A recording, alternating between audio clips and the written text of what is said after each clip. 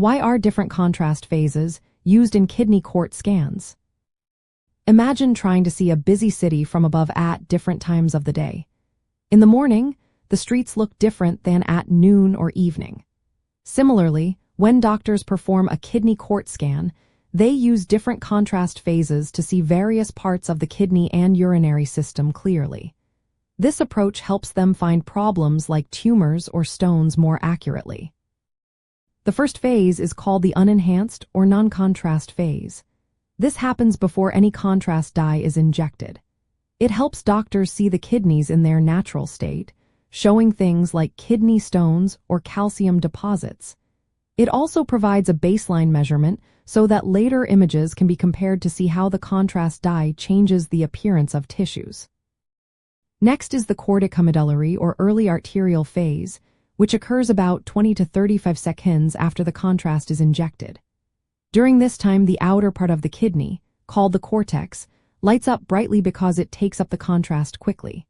The inner part, called the medulla, is less enhanced. This phase is great for checking the blood vessels supplying the kidney and spotting tumors that have lots of blood flow, like some types of kidney cancer. Then comes the nephrographic or parenchymal phase, usually around 80 to 120 seconds after injection. At this point, both the cortex and medulla are equally enhanced, giving a clear picture of the kidney's functional tissue.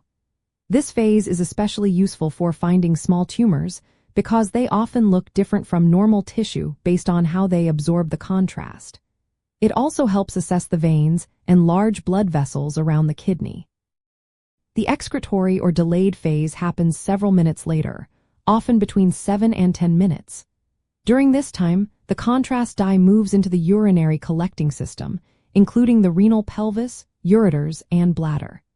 This phase allows doctors to see if there are any blockages, tumors in the lining of the urinary tract, or other abnormalities like cysts or diverticula.